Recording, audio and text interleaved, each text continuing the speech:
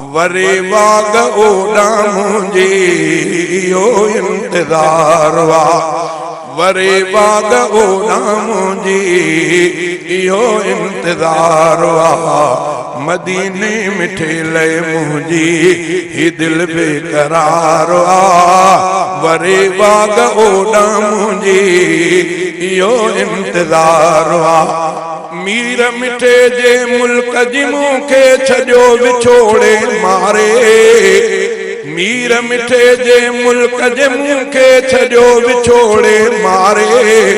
दिलड़ी मन ऐं जीअ जिगर ऐं हियां छॾियो वागारे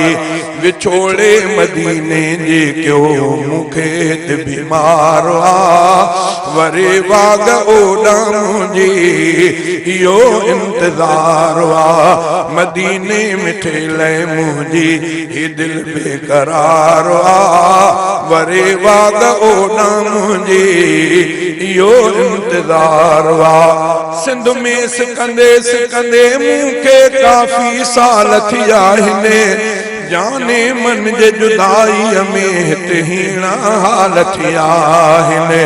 ॾिसां रोज़ो अतहर जल्दी अखिड़ियुनि जो ठारो आ वरे वाग ओडा मुझे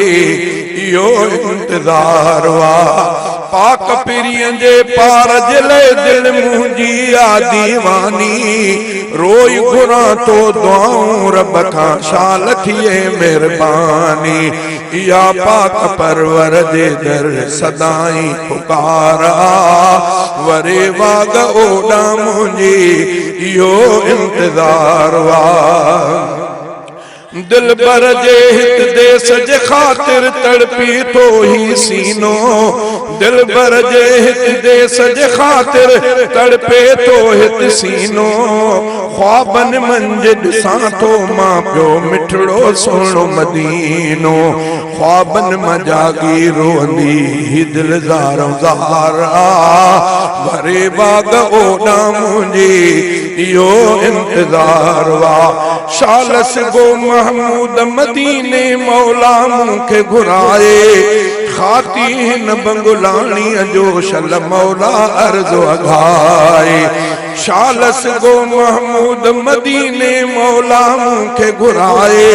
खाती हिन बंगुलाणी जो शल मौला अर्ज़ो अघाए खुदा पाक जे दर दिलड़ी सदा अर्ज़दार आ वरे वाग ओडा मुझे यो इंतजार वा मदीने मिठे लय मुझी ही दिल बेकरार वा वरे वाग ओडा मुझे यो इंतजार वा इन वीडियो के एडिट कयो आहे इरशाद अहमद चाचड़ जेकर तव्हांखे वधीक नातियूं या बयान खपनि था त असांजे पेज इरशाद अहमद खे ज़रूरु लाइक ऐं फॉलो कयो वधीक फुल बयाननि जे लाइ असांजो यूट्यूब चैनल इरशाद अहमद चाचड़ खे ज़रूरु सब्सक्राइब कयो हिन वीडियो सां ताउन कयो आहे हाफ़िज़ अब्दुल ख़ालिक चाचड़ वधीक राब्ते जे लाइ असांजो व्हाट्सअप नंबर 0305 8799 050